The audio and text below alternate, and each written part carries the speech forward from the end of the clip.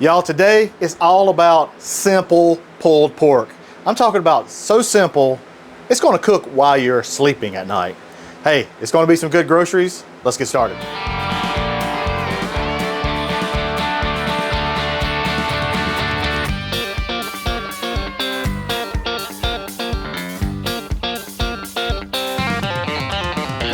That's some good groceries.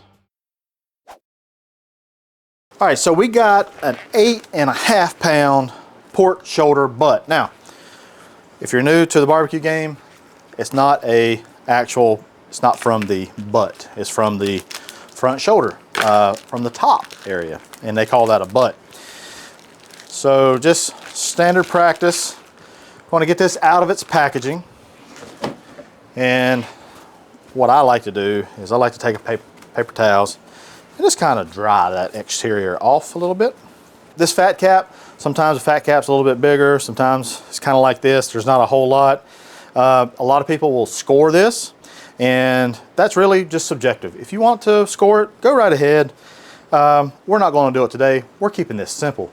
Keeping it simple, all right?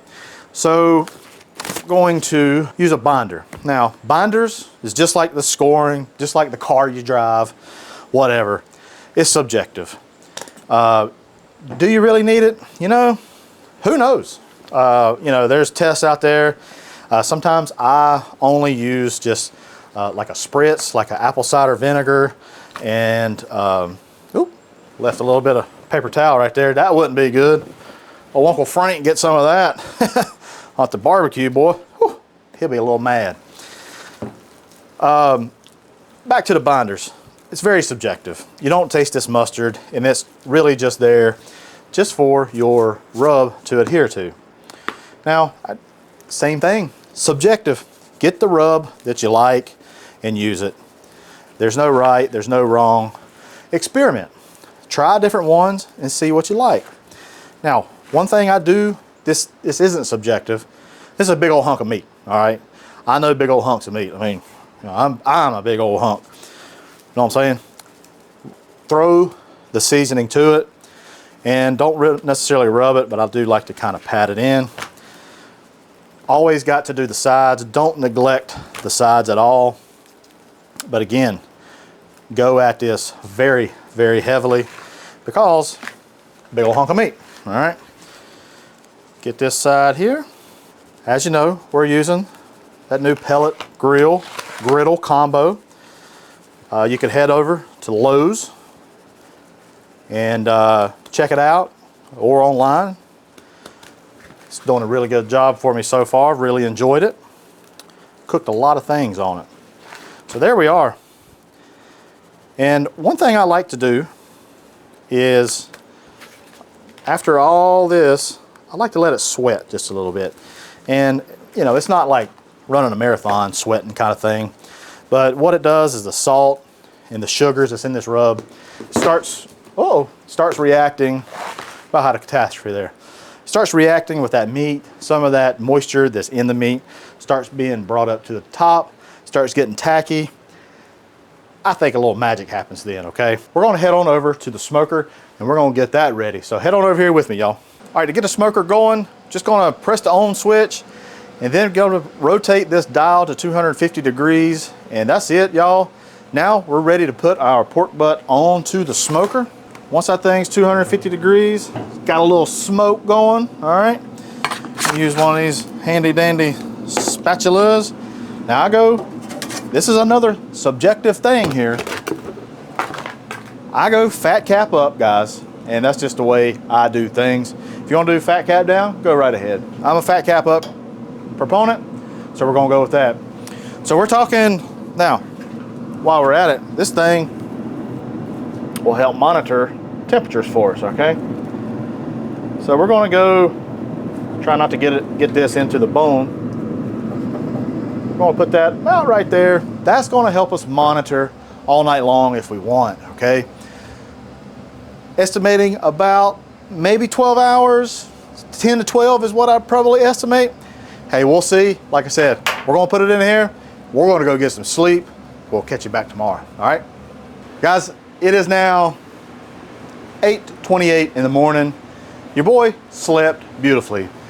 The Blackstone Pellet Grill did amazing. And I think our butt is done. Let's go take a look, all right? We'll take this pan because, well, I think it's about done. Oh yeah, boy, she looks good. My probe says it's about 195 degrees. I've probed around. It's in between 195, 205, which is perfect. So what we're gonna do now is we're gonna get this off. These Blackstone spatulas work so well for getting these big old hunk of meats off. Some of that kind of come off, and I would say that right there, my friends, is chef's treats, okay? So let's get that off. All right, there we go. All right, we're gonna head on over to our cutting board, and man, look at this piece of meat. Nice, the bark is formed nicely, and I just let it run overnight. Didn't wrap it, didn't do anything. Look, we're looking for simple pulled pork. We're looking to make your life easy here, folks, all right? So we're not done here, y'all. I mean, we could actually just get this, put some tin foil over it, let it rest, and it'll be amazing. But just a little bit of extra, okay? A little bit of extra. We're gonna add a few pats of butter, okay? It has a few pats, all right? It's, you know, a lot of that fat that it already has, it's already kind of released that. It's down in the cup. So we're gonna help it out just a little bit more. And then I'm gonna come in, this is just some barbecue sauce. Just use whatever your favorite barbecue sauce you like. And we're gonna let this rest. I recommend, you know, I mean, minimum an hour. And then at the most, where's my cutter at? At the most, maybe about 4 hours. Now, I will say this, a little tip. You can put this in a cooler, a dry cooler. You can pre-warm that cooler. You can put some boiling water into there and kind of pre-warm it and put this down into it. Wrap this in some towels or just put it in just like this, and it'll hold for about 4 to 6 hours and it'll be perfectly fine. You can just lay this in the microwave. It's nice and insulated. Or if your warm function on your oven goes down to about 150 degrees, 160 maybe, stick it in there, put it on a warm feature. It's good for a good while, up to about 8 hours. So right now, we're just gonna go put this into the microwave for about an hour, and then we're gonna come back and we're gonna do some cool things with it, all right? So let's see you in a minute.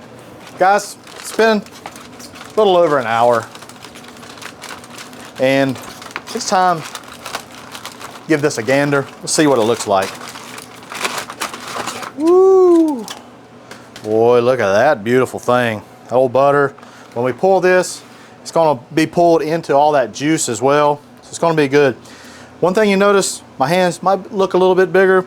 There's some cotton gloves, and then plus these gloves, it helps anything that's really, really hot, it'll help kind of protect you from that and makes it a lot easier, a lot better experience. So you're just not sitting there going, ah, ah, ah, ah. So as you can see, it just comes apart. I mean, look at that little smoke ring right there. See that? Boy, that's beautiful.